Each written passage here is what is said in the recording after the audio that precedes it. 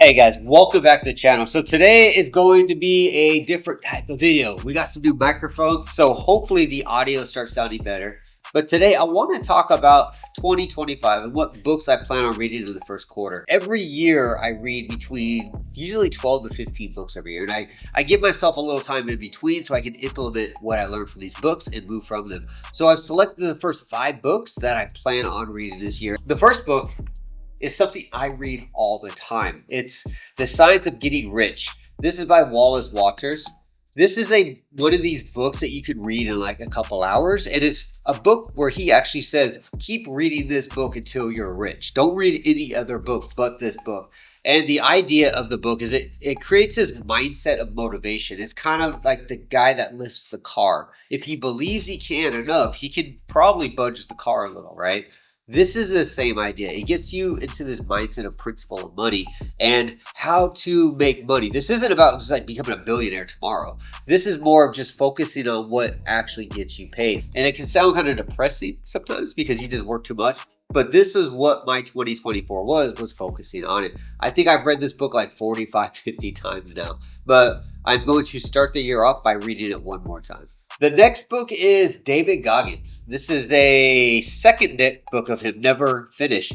I read this first book some time back. The guy is a Navy SEAL graduate. He finished with like a broken arm or something like that. And his first book was really good. It was one of those like Tony Robbins motivational things, which I'm not totally into. And he's also extremely vulgar, which is fine. But sometimes I think he goes too far where it's like you kind of lose the point of the video or the message because it's just so verbally violent, I think is a good word. But he has released another book, a second book, which goes on to his life after he's went through all these TV appearances, these TV shows, all these struggles, these marathons. And he talks about how to control your keep your mental mind going together. So I'm really excited about this book. David Goggins is as vulgar as he is never wrong. And the guy is extremely athletic, extremely motivational, and he has a track record to show for it. So that is going to be book number 2. Now, number 3, this year, 2024, you guys have probably seen the older videos. I was talking about weight loss. I was talking about fitness. I was getting into Muay Thai.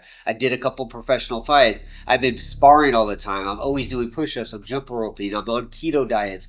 This was a big part of me in 2024. This is how I lost 15 to 20 kilos in that year, was I just focused. And now we need to work on the mental, which has been a process I've been dealing with. But a big one that was recommended to me from a friend of mine was Why We Sleep. This is done by Matthew Walker. He's a PhD, so he's a study in it.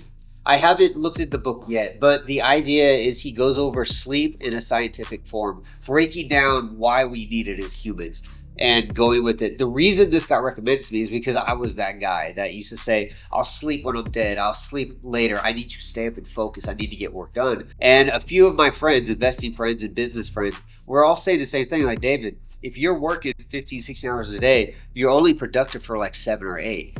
And I was always that like, no, I'm not, man. I am just go, go, go. And as I matured, I started realizing I was always go, go, go, but I was very slow after a while. So I'm going to read this book. I'm very excited about it because I think this is a part of my life where I need to really start figuring out the whole sleeping thing. And this isn't about dreaming. This is about the medical side of it, the benefits of sleep, why we sleep, what it does, how it affects different age groups, stuff like that. So this is going to be an exciting one. Maybe it's pretty much a case study book, it sounds like, but we're going to get into it. So the next book, or books rather, too, is more of a fun thing. Here's the Amazon image after I bought the books. It's a 2-part one. So last year I read the first book, Robopocalypse, and it's pretty much about AI taking over humanity. And it's AI versus humanity. Humanity has to come and destroy the big AI machine. It's science fiction. It was just something fun to read. And I think it's good to, have a fun book to read once in a while. As I was researching what to read this year, I found out that this author, Daniel Wilson, has another book. It is called Robogenesis, I think it is. So Genesis meaning the beginning. So this is going to be kind of an exciting one. I'm probably going to read this down the way when we start going through loud and stuff because I'll have more free time. But definitely not a self-improvement book, but more of just a fun thing. And I really think you should always have some fun books in your life. You shouldn't be sitting there reading biographies and like how-to books all the time. Like have a little fun. So the next book is Outliers. This is by Malcolm Gladwell, I believe it's called. It's just it's more of a success case study book. It goes over how people that work hard are successful. And I'm kind of trying to realign my life. I've changed a lot of things, and I've built up a different person who I am today from compared to who I was 10 or 12 years ago.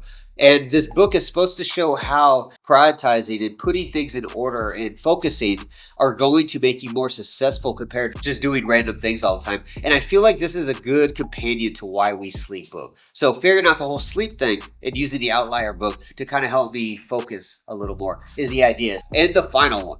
I don't have any motivational books in here yet, so I had to find one. And I'm typically not a fan of Hollywood people. The liberal stuff confuses me. It frustrates me. I don't care. But there is one actor out there. You guys all know. All right. He has been doing his thing for a long time. And one thing about Matthew McConaughey, I've always noticed he does movies and disappears into an RV somewhere. And he's in India, he's in Asia somewhere, he's in America somewhere, in Texas or something like that. But he's never really in the spotlight like you'd see like these other actors. And he finally threw a book together called Greenlights right here.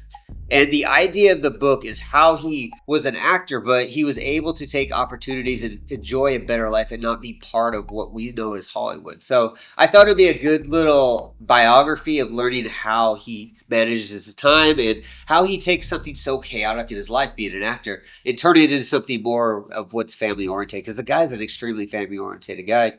And let's be honest, he makes really good movies, and he's a down-to-earth kind of dude. So those are my 6 books, rather, that I'm going to be reading this first quarter. So let me know what you guys think below. You have any other suggestions, please let me know. I read between 12 and 15 books a year. This is only half of them. So I'm definitely open to other suggestions. And with a whole lot of traveling going on, I'm going to be doing a whole lot of vlogging, a whole lot of live streams, and even more reading. So with that being said, guys, I'm going to get out of here. Thanks for watching, and I will see you again. That thing you do, that 3 affirmations, Yes. things are going well, and Yeah. you got 3 things, and you're about to cruise up and get the 4th, and everything is all right.